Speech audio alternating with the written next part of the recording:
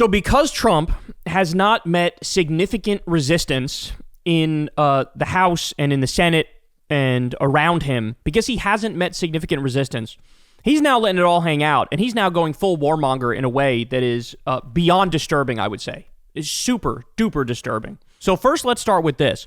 This is a video of Lindsey Graham, and Lindsey Graham says something absolutely chilling here. Watch this. President Trump told me yesterday that he plans to brief members of Congress about future potential military operations against Venezuela and Colombia. Brief members of Congress about military actions, that's war, against Venezuela and Colombia. He added Colombia this week. He added Colombia.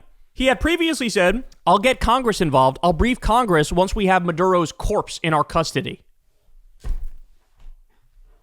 I mean, I really hope there's lawyers out there keeping a long fucking list of all the crimes committed by this regime, because it is record-breaking. It is record-breaking what we're witnessing. There will be a congressional briefing about a potential expanding from the sea to the land. Just to clarify, the examples you're citing also involved ground troops.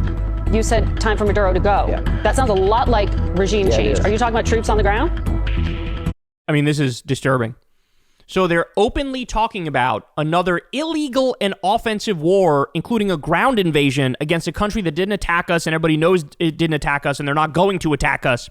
Casually talking about it. I'll let the president speak to that. I'm talking about a briefing that would expand military operations potentially from the sea to the land. From a legal perspective, this is completely and utterly unacceptable. From a constitutional perspective, same thing. But I would also be furious. If I was a family member of a U.S. soldier, I would also be fucking furious. You're going to send my kid to ground invade in Venezuela, a country that, like I said, didn't attack us, is not going to attack us. They're no threat to us whatsoever. Even the shit they say about drugs, it's not true. Zero fentanyl comes from Venezuela. It's literally just us being the bad guys. Literally. That's it. And you're going to fucking send American men and women to go invade and put boots on the ground? Oh my God. This is incredible. And again, Colombia, he casually threw Colombia in there. Oh yeah, we're going to attack Colombia too. Again, this is what happens when the fascist doesn't meet significant resistance. This is what happens when the opposition party is not oppositioning. This is what it looks like. It's a fucking nightmare. This is an absolute nightmare. Because now he realizes, well, they're not going to block me. I'll do anything and everything I want. I'll try to create the American technate. I'll try to make Greenland part of America. I'll try to bomb the shit out of Mexico. I'll try to steal Panama. I'll try to fucking attack Venezuela and Colombia. Colombia's a new one too, as we pointed out. This is like, they just added this week. Oh yeah, let's do war against them too. They start new wars like they're picking a new coffee flavor at the grocery store. You know, like, I tried the donut shop one. Let me try the Krispy Kreme brand or the Starbucks. I'll try the Starbucks brand. This is how they are with new wars. All right, but I'm not done. So guess what? The media is now being little sycophants to power. And so you're starting to see all of these segments justifying and rationalizing a U.S. war on Venezuela. This is incredible. This is like they brushed off the old playbook. This is the same sort of shit they did about Iraq under Saddam Hussein and what it looked like and how, it'd actually be the right thing to spread democracy. And it's the same playbook, the same bullshit. And the media is now lying to you to manufacture consent, as Noam Chomsky would say, to get you to be okay with a war with Venezuela and with Colombia. Watch this.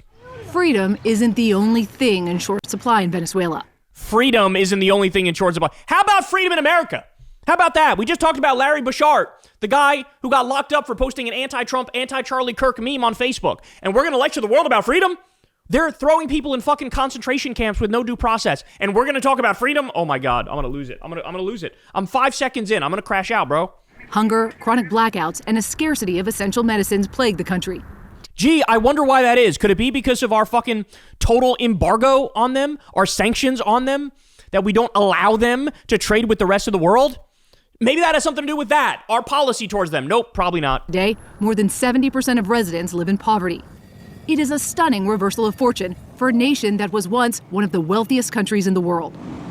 Venezuela's economy was crippled by disastrous socialist policies and mismanagement. Not a single fucking word about U.S. sanctions. Not a single word.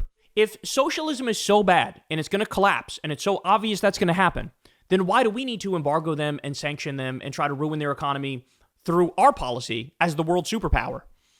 If it's so bad, well, then it would have collapsed under its own weight. You didn't have to sanction and embargo and screw them over from the outside. It's just like, you have to understand something, guys. The way that they're describing this is just flat dishonest. Like, this is just dishonest. If you're not going to talk about the role of our policy in fucking strangling the shit out of them, it's like doing a report on how Iran's economy is shitty. And it's like, well, yeah, we fucking blocked them off from the rest of the fucking world. Of course. And they would mention that. They're like, oh, it's all because of the Shia Islamic militants who run it. Same thing. Oh, the socialists, the crazy socialists who run it. A crisis exacerbated by 20 years of U.S. sanctions imposed in direct... Oh, thank you. They mentioned it. Thank you. Thank you for mentioning it. Thank you. ...response to the regime's anti-democratic actions, human rights violations, and corruption. And they fucked it up again. Well, the U.S. had to do it because Venezuela's corrupt. Because, you know, the U.S., we're very deeply anti-corruption. Trump literally crypto scammed his own supporters a day before his inauguration.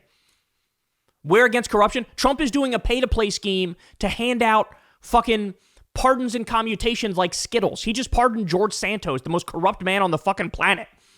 What are you talking about? Nobody's ever been more corrupt than Trump. His whole existence is to serve the billionaires. This is so crazy. But, we need... A bunch of very serious Trump regime officials looked around and said, guys, the corruption in Venezuela is out of control. We got to crack down on that. As they fucking shatter records for corruption, shatter records for it.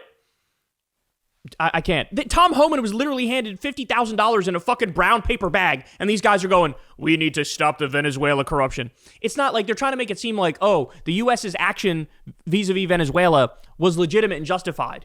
Because we looked at, it's a humanitarian crisis, and they're authoritarian, and they're corrupt, and that's why we need to sanction them for their own good? Like, it's just so dishonest.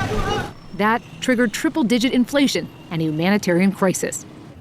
Back at the market in Caracas, this woman said the $50 a week that she earns isn't enough to feed her family, and courageously answered this question.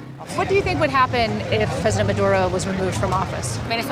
Venezuela would change, she said. We would all be free. She told us she has plans to move to Spain in a few months.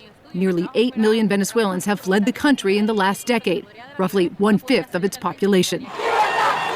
Most of those who remained hoped last year's presidential election would be a turning point. But even after tallies showed the opposition won nearly 70% of the vote, Maduro refused to leave, stealing the presidency. Protests were met with brutal crackdowns, which the UN says included jailing, torturing, and even murder. This stuff only comes up when we want to topple the regime, we want to put in a puppet regime, and we want to steal the oil. Just so you understand. I'm not saying Maduro's a good guy. I'm not. But the United States arms and funds 73% of the world's dictatorships. Do you think we have some sort of principled opposition to dictatorships?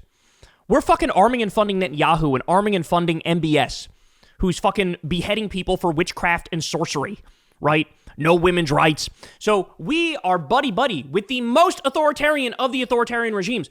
It's not the authoritarianism that makes us go, Maduro can't stand. No, it's that he refuses to do business with us, right? It's that he refuses U.S. corporate dominance and U.S. billionaire dominance. That's the thing. That's the reality of the situation.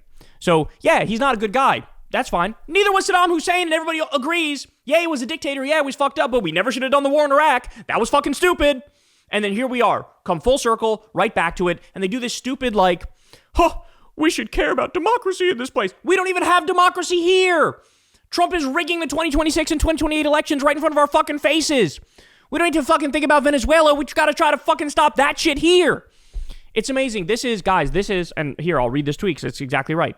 This is what's known as we're preparing you, the viewer, for when we start rescuing them with bombs and death coverage. That's right.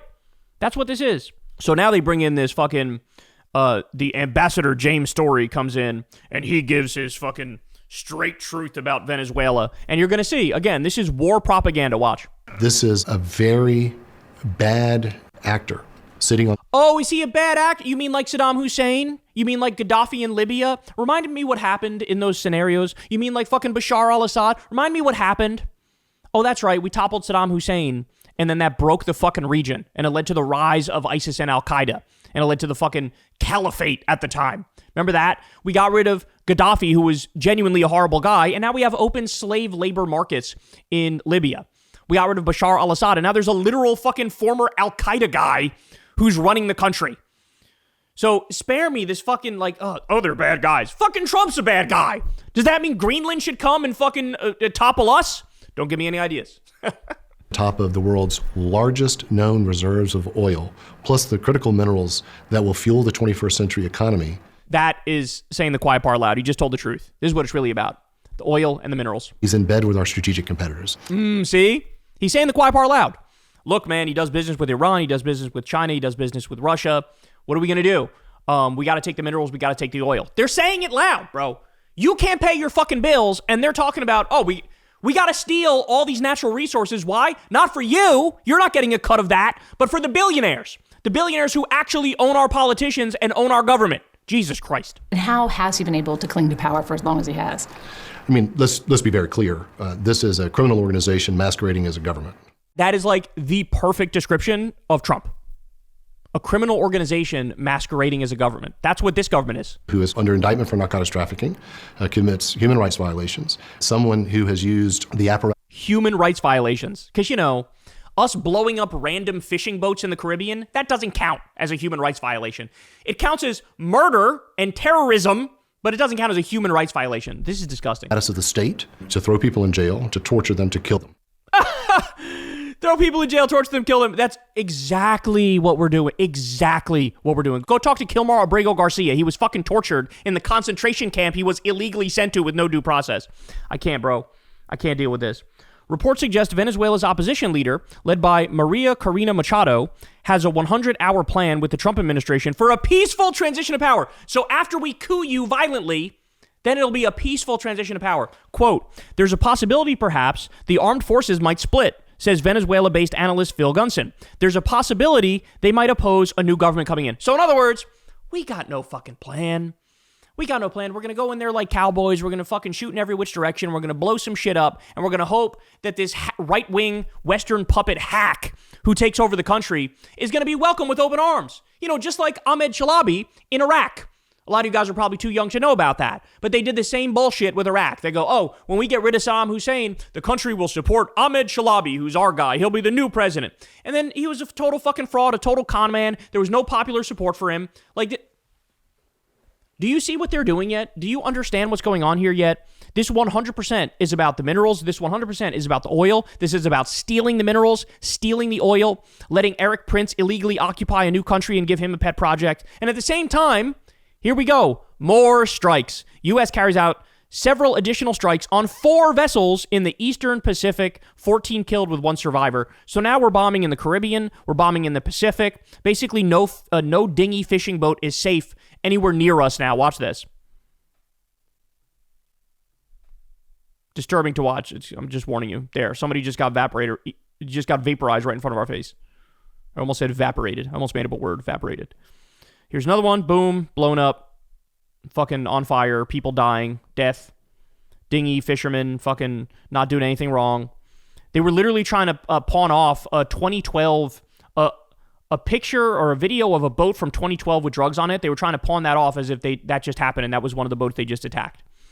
The depth of the depravity, there's no bottom to it. Like, they just get worse and worse and worse.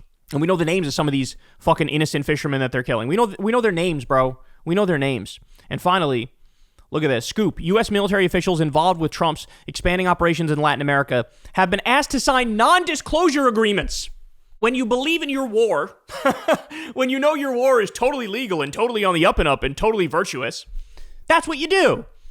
By the way, the admiral who oversaw some of these strikes resigned and said, I can't, because I'm sure he's telling them, like, these are not criminals. These are not terrorists. These are not criminals. These aren't even fucking drug smugglers. We know they're not drug smugglers because there's not enough fuel in the boat to get all the way to the U.S. You would need to refuel 20 times to get some of these boats to the U.S. And so that guy was like, I can't fucking take part in this. This is crazy. And so he resigned. And now with this new illegal and offensive war, he's like, you got to sign an NDA if you want to partake in these war crimes. I can't, bro. This is like, we are so far gone. We have strayed so far from the light of God. It is absurd. We have strayed so far from the rule of law. It's absurd. We are literally just like a cowboy, rogue, pirate, Nazi nation. And we're acting accordingly. Hey, y'all, do me a favor and like and subscribe. It helps out big time in the algorithm. Click the bell as well for notifications when videos drop. and watch that video on screen right now. You know you want to.